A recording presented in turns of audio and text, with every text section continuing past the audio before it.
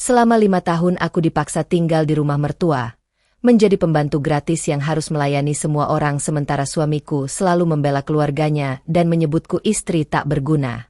Hingga suatu hari aku menemukan dokumen rahasia yang akan mengubah hidup mereka selamanya. Dan kali ini aku yang akan membalas semua penghinaan itu. Begini kisah selengkapnya, tapi sebelum kita lanjut ke ceritanya, alangkah baiknya subscribe dulu channel ini, nyalakan lonceng notifikasinya, agar saya semangat untuk menghadirkan cerita yang lebih menarik lagi, dan jangan lupa absen di bawah. Kalian dari kota mana saja? Aroma kopi hitam menyengat bercampur bau minyak goreng bekas langsung menyambut mataku yang baru saja terbuka. Sebelum matahari benar-benar terbit menyinari bumi, jemariku yang kasar sudah harus bergelut dengan tumpukan piring kotor bekas makan malam keluarga ibu mertua yang ditinggalkan begitu saja di atas meja. Di rumah megah bernuansa klasik ini, namaku bukan lagi disapa sebagai seorang menantu, melainkan bayangan tanpa suara yang bertugas menyelesaikan seluruh pekerjaan rumah tangga dari ujung teras depan hingga sudut dapur belakang tanpa celah sedikit pun. Nisa, kopi ibu mana? Jangan bikin ibu menunggu lama hanya untuk secangkir minuman. Teriakan ibu mertua memecah keheningan pagi. Belum sempat aku mengelap keringat di dahi, Mas Aris, suamiku, melangkah masuk ke dapur dengan pakaian rapi tanpa pernah memandang wajahku yang layu. Ketika aku berbisik pelan mencoba mengadu tentang badanku yang teramat lelah dan sikap adiknya yang semena-mena, Mas Aris hanya menghembuskan napas panjang sembari berkata, "Kamu ini bisa tidak sehari saja tidak mengeluh? Tugasmu cuma mengurus rumah. Jangan jadi istri tidak berguna yang cuma tahu menyusahkan keluarga saya." Kalimat itu menancap tepat di dada, menghancurkan sisa-sisa harapan yang kubawa saat memutuskan menikah dengannya 5 tahun lalu. Tatapan dingin Mas Aris pagi itu menegaskan bahwa di mata keluarganya, aku hanyalah orang asing yang beruntung bisa menumpang hidup di bawah atap mereka. Dengan dada yang sesak dan mata berbingkai air mata yang kutahan setengah mati, aku kembali memegang gagang sapu sambil mendengarkan gelak tawa mereka dari ruang tamu. Namun di balik kepasrahan yang kutunjukkan setiap hari, sebuah dorongan kecil di dalam hati mulai berbisik bahwa pengorbanan tanpa batas ini harus segera menemukan titik akhirnya. Menghargai keberadaan dan pengorbanan seorang pasangan adalah fondasi paling mendasar dalam membina rumah tangga. Pernikahan bukan tentang menundukkan atau memanfaatkannya, melainkan tentang saling menopang dan menghormati harkat satu sama lain. Batu-batu kerikil di halaman depan seolah menjadi saksi bisu betapa setiap sudut rumah ini menyimpan kepedihan yang teramat dalam. Ketika adik iparku, Sela, melempar pakaian kotornya begitu saja ke pangkuanku tanpa sedikit pun rasa canggung, aku hanya bisa mengelus dada yang terasa kian menghimpit. "Cuci yang bersih, Kak.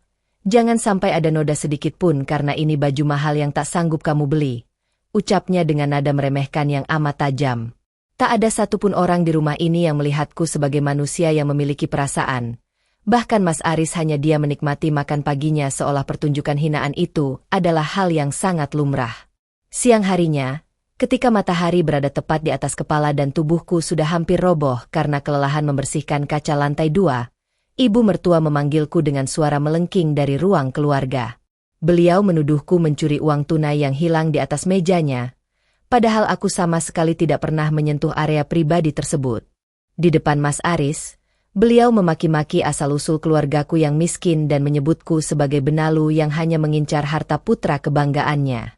Mas Aris bukan membela, malah mendorong bahuku dan menyuruhku meminta maaf sambil mengancam akan menceraikanku jika aku berani membantah perkataan ibunya lagi. Rasa hina yang menumpuk selama 5 tahun ini perlahan membakar sisa kesabaranku, hingga berubah menjadi tekad yang dingin dan bulat.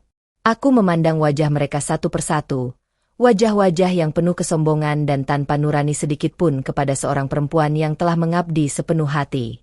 Air mataku yang biasanya jatuh sebagai tanda kelemahan, kali ini kuusap perlahan dengan punggung tangan yang gemetar namun mantap.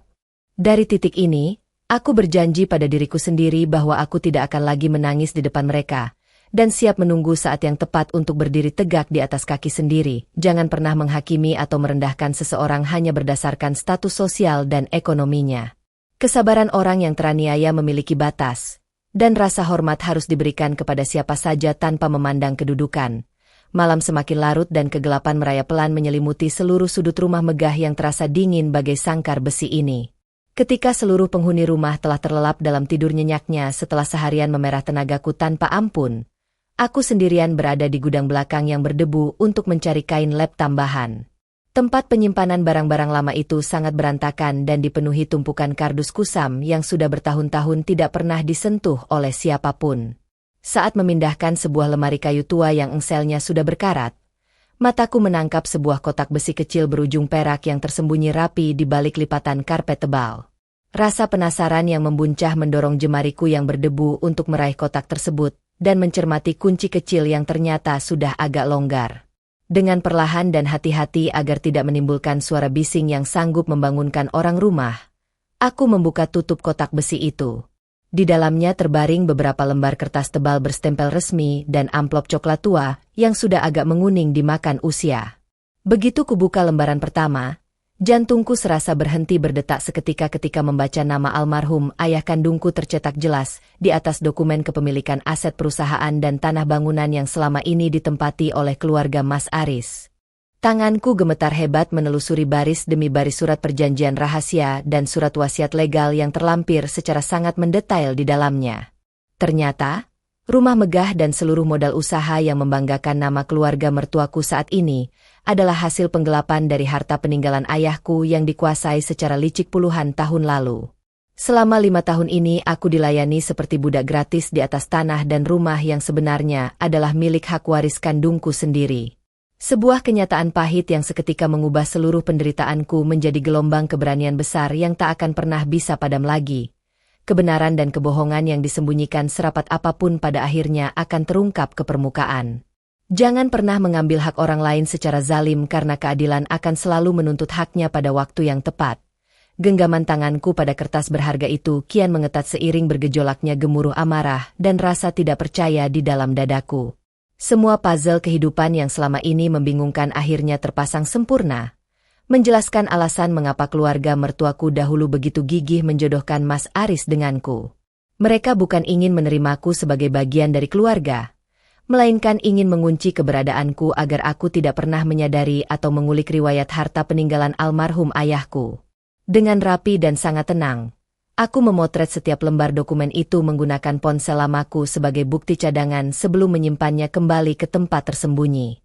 Keesokan paginya, aku terbangun dengan tatapan mata yang sama sekali berbeda.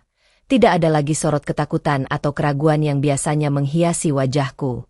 Ketika ibu mertua kembali menyuruhku mencuci tumpukan piring dan menyapu halaman dengan nada membentak seperti biasa, aku meresponsnya dengan anggukan pelan dan senyuman tipis yang misterius. Mas Aris yang memperhatikan perubahan sikapku sempat menatap heran.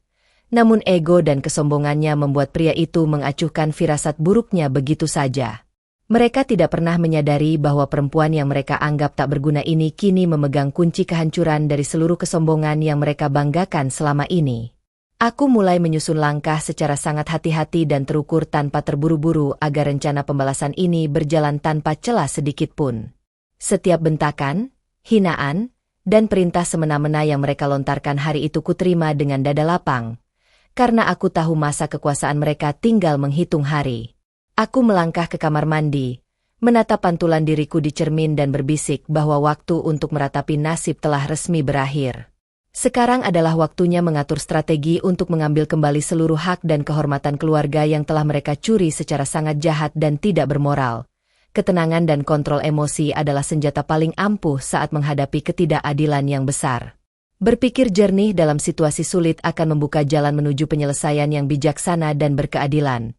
Langkah pertamaku dimulai dengan menghubungi seorang pengacara senior yang merupakan sahabat lama almarhum ayahku secara sangat rahasia. Di sebuah warung kopi kecil yang jauh dari kawasan rumah mertua, aku membeberkan semua bukti dokumen serta foto yang berhasil kudapatkan dari kotak besi tersebut.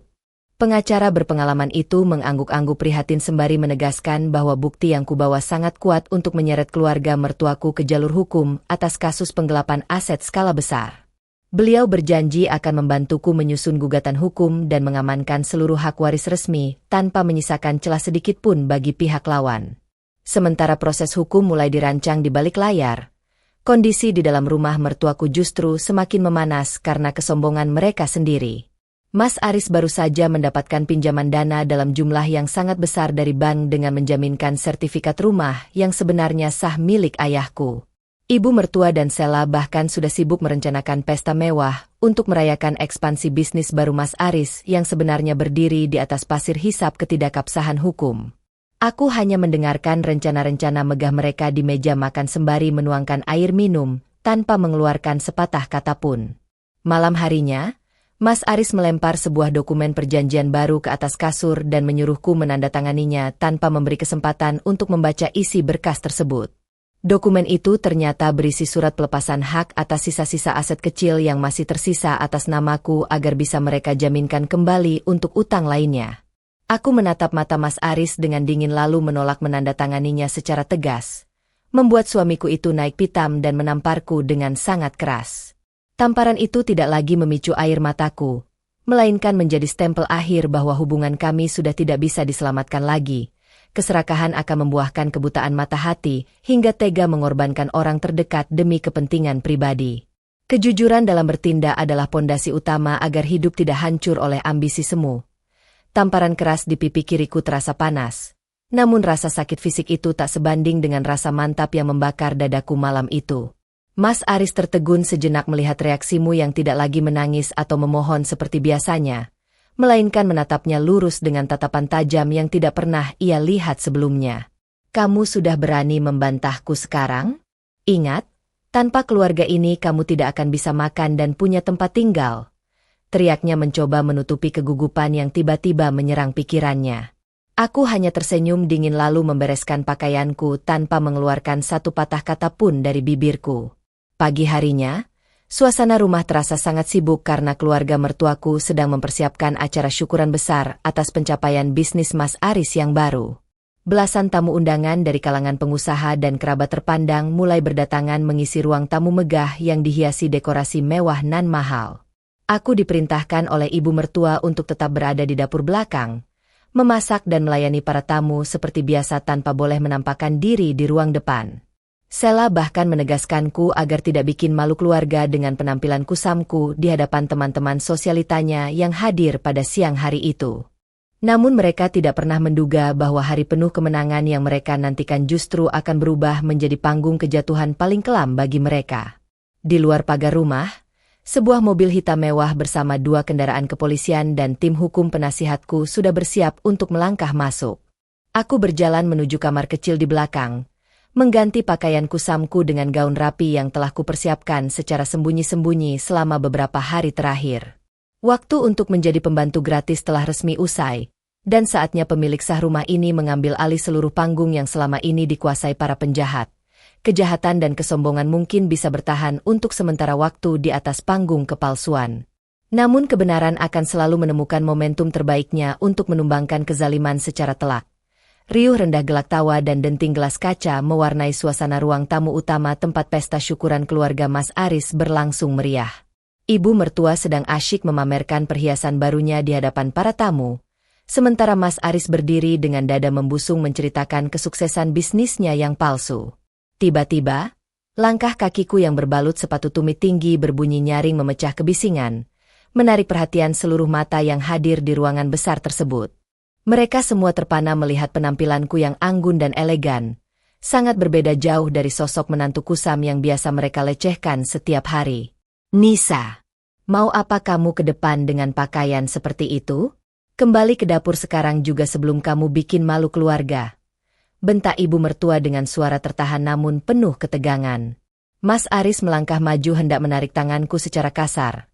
Namun sebelum jemarinya menyentuh bajuku, pintu depan terbuka lebar dan masuklah pengacara Pak Hendra bersama pihak kepolisian. Seluruh tamu undangan mendadak hening dan kebingungan melihat kehadiran petugas berseragam yang membawa map dokumen tebal di tangan mereka. Pak Hendra melangkah ke tengah ruangan lalu membacakan surat penetapan penyitaan aset dan panggilan kepolisian atas tuduhan penggelapan. Wajah Mas Aris seketika pucat pasi bagai mayat, sementara gelas minuman di tangan ibu mertua terlepas dan pecah berkeping-keping di atas lantai marmer. Pak Hendra secara gamblang menjelaskan di hadapan seluruh tamu bahwa rumah megah, aset perusahaan, dan tanah yang dijadikan jaminan utang adalah milik sah warisan ayahku yang disalahgunakan secara ilegal. Sela berteriak histeris menudingku melancarkan fitnah keji. Namun polisi segera menunjukkan bukti otentik dan surat perintah penyitaan dari pengadilan yang tidak bisa dibantah lagi. Pesta mewah yang tadinya penuh kesombongan itu seketika berubah menjadi arena kehancuran reputasi mereka. Sepandai-pandainya menyembunyikan bangkai, baunya akan tercium juga pada akhirnya. Membangun kebahagiaan di atas penderitaan orang lain hanya akan melahirkan kehancuran yang sangat memalukan. Para tamu undangan mulai berbisik-bisik riuh sebelum akhirnya satu persatu meninggalkan rumah tersebut dengan rasa enggan dan canggung yang luar biasa. Ibu mertua langsung tersungkur di sofa dengan napas memburu, meratapi fakta bahwa kehormatan keluarganya yang dibangun dari kebohongan kini hancur berkeping-keping di depan publik. Mas Aris berlari menghampiriku, mencoba memegang tanganku dengan tatapan mata yang dipenuhi rasa panik dan ketakutan yang mendalam. "Nisa, tolong jelaskan apa maksud semua ini? Kenapa kamu tega melakukan ini pada suami dan keluargamu sendiri?" Tanyanya dengan suara gemetar hebat. Aku menepis tangannya secara perlahan namun sangat tegas, menatap matanya tanpa ada lagi rasa cinta atau rasa kasihan yang tersisa di dalam hatiku. "Selama 5 tahun aku melayani kalian bagai pembantu gratis, dihina, dicaci, dan disebut istri tak berguna di rumahku sendiri," ucapku dengan suara tenang namun berbobot yang terdengar jelas ke seluruh penjuru ruangan. "Kamu yang tega mengorbankan istri demi membela kesombongan keluargamu, dan hari ini keadilan hanya mengambil kembali apa yang memang menjadi hakku sejak awal." Kata-kataku menyambar bagai petir yang menghantam kesadaran Mas Aris, hingga ia tak mampu sepatah kata pun membantah. Polisi mulai memasang segel penyitaan di beberapa area penting rumah dan memberikan waktu bagi keluarga mertuaku untuk mengosongkan tempat tersebut dalam batas waktu yang ditentukan. Sela menangis meraung-raung meratapi nasibnya yang tidak bisa lagi berfoya-foya menggunakan uang hasil penggelapan yang selama ini ia nikmati tanpa rasa bersalah. Ibu mertua memandangku dengan tatapan tak percaya, menyadari bahwa perempuan yang selama ini diinjak-injaknya adalah pemilik sah dari seluruh kekayaan yang selama ini ia banggakan. Roda kehidupan telah berputar tajam, menempatkan mereka di posisi paling bawah dari panggung yang mereka buat sendiri. Penyesalan selalu datang terlambat setelah segala hal berharga yang dimiliki sirna begitu saja. Perlakuan buruk yang kita tanam kepada orang lain pada akhirnya akan memanen pembalasan yang setimpal. Hari-hari berikutnya menjadi masa-masa paling kelam bagi Mas Aris dan keluarganya yang harus angkat kaki dari rumah megah tersebut menuju kontrakan sempit di pinggiran kota. Bank menolak mencairkan dana pinjaman dan justru menuntut pelunasan segera atas dugaan pemalsuan dokumen sertifikat yang dilakukan oleh Mas Aris. Bisnis yang selama ini dipamerkan Mas Aris hancur seketika karena investor mencabut seluruh modal akibat skandal penggelapan warisan yang kini marak diberitakan di media. Pria yang dulunya begitu sombong dan berkuasa itu kini harus menghadapi ancaman hukuman penjara dan beban utang yang menumpuk sangat tinggi. Di kontrakan kecil yang panas dan kumuh itu, percekcokan antara ibu mertua, Mas Aris, dan Sela terjadi hampir setiap hari tanpa henti. Ibu mertua yang tidak terbiasa hidup susah terus-menerus menyalahkan Mas Aris, karena dianggap tidak becus mengamankan dokumen rahasia di gudang tua. Sementara Sela mulai stres dan frustrasi karena semua teman-teman sosialitanya menjauh dan menjadikannya bahan gunjingan di media sosial. Mereka yang dulunya bersatu untuk menindasku, kini saling menyalahkan dan mencaci satu sama lain di tengah impitan ekonomi yang kian mencekik leher mereka setiap harinya. Mas Aris berulang kali mencoba mendatangi kantor hukumku untuk memohon belas kasihan dan meminta agar laporan kepolisian ditarik kembali demi hubungan pernikahan kami. Ia bahkan rela berlutut di hadapanku di tempat umum dengan air mata bertumpuran, berjanji akan merubah sikapnya dan menjadi suami yang baik jika diberi kesempatan kedua. Namun aku hanya menatapnya dengan rasa prihatin tanpa ada keinginan sedikit pun untuk kembali ke dalam lubang racun yang sama. Kesempatan itu telah habis bersamaan dengan setiap tetes air mata dan hinaan yang kutelan bulat-bulat selama 5 tahun penyiksaan tersebut. Kesetiaan dan kebaikan yang disia-siakan tidak akan pernah bisa kembali dengan kata maaf yang terlambat. Jangan pernah merusak kepercayaan seseorang jika tidak siap menanggung konsekuensi kehilangan selamanya. Proses perceraianku dengan Mas Aris berjalan beriringan dengan persidangan kasus penggelapan harta warisan yang dipimpin oleh Hakim Pengadilan Negeri.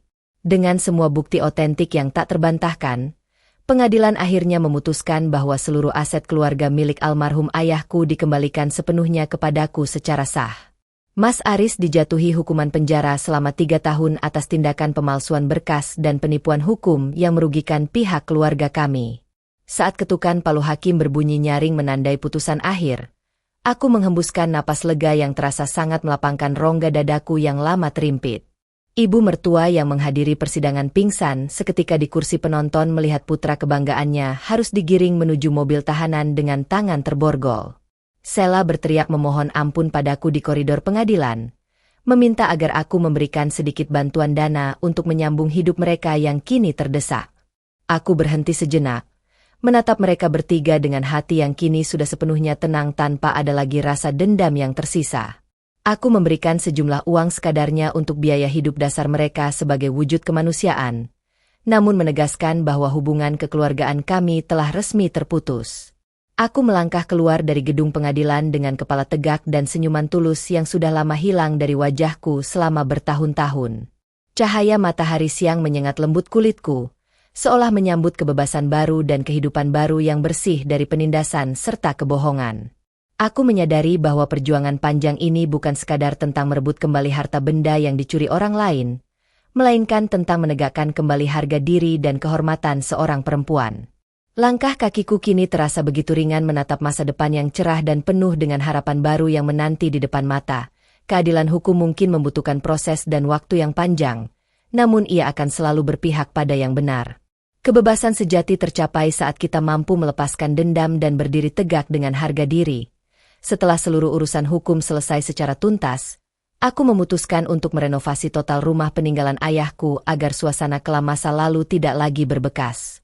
Rumah yang dulunya terasa bagai penjara dingin itu kini diubah menjadi tempat yang hangat, terang, dan dipenuhi tanaman hijau yang menyegarkan mata.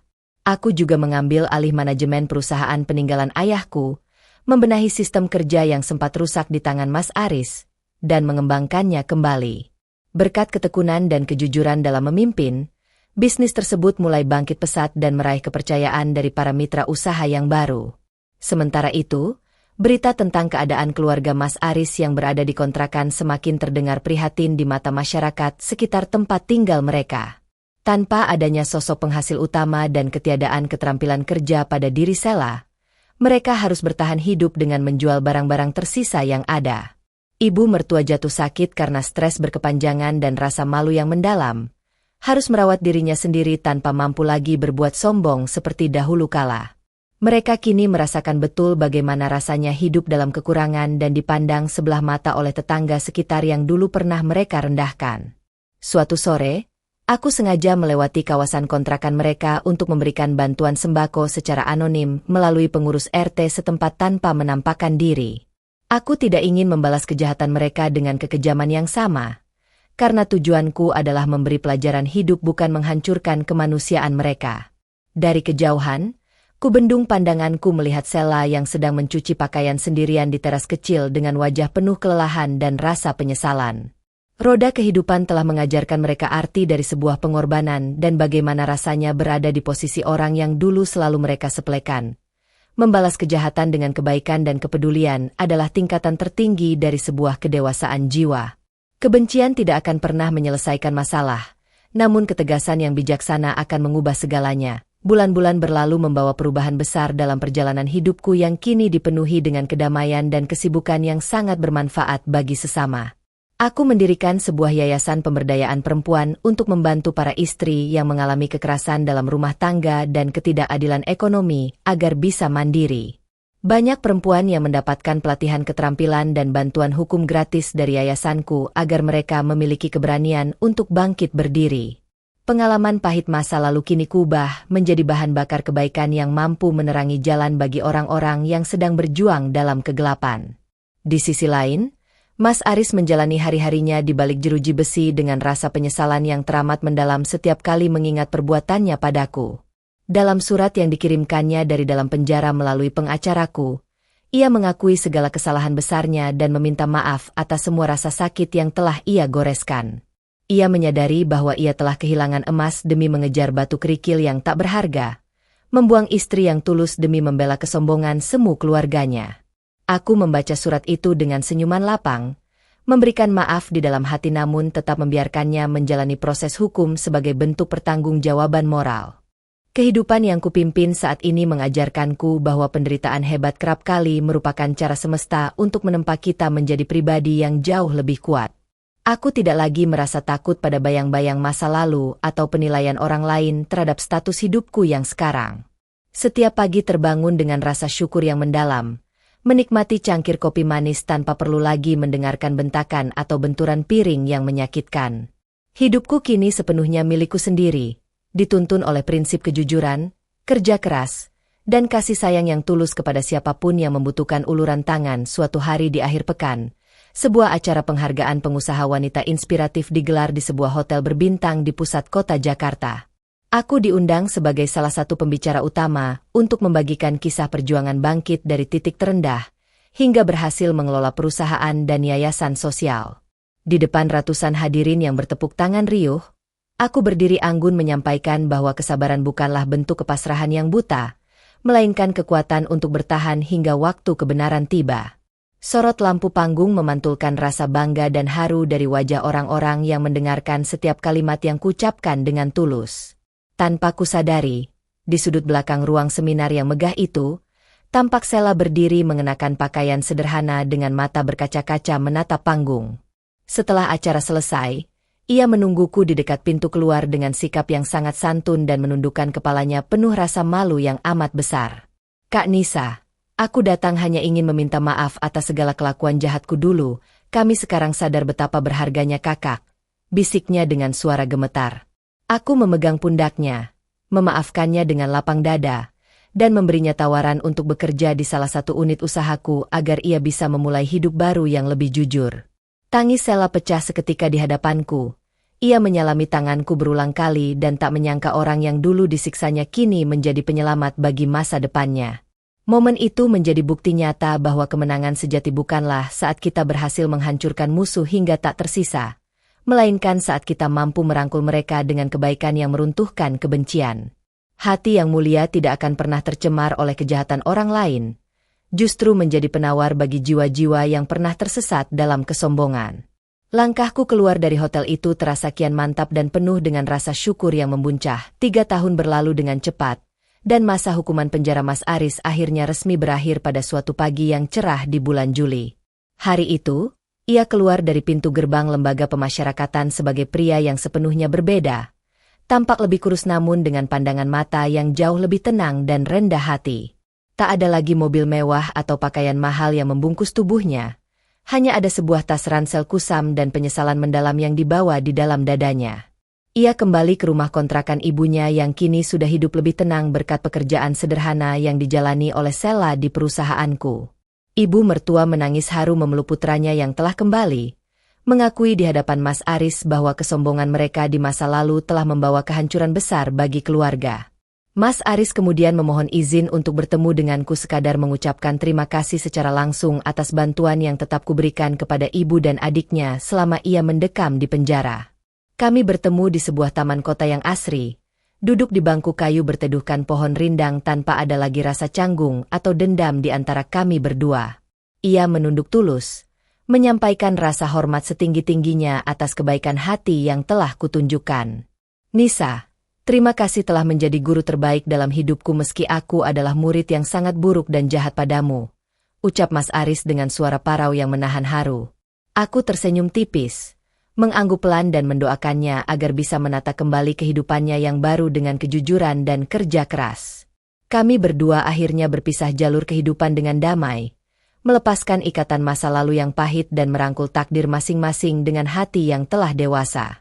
Pengalaman hidup yang luar biasa ini telah menempa kami menjadi manusia yang lebih menghargai arti sebuah kejujuran dan rasa empati. Kini, hidupku dipenuhi dengan kedamaian, keberkahan, dan kebahagiaan sejati yang tidak pernah kukira bisa kurasakan setelah melewati badai kepedihan yang begitu hebat.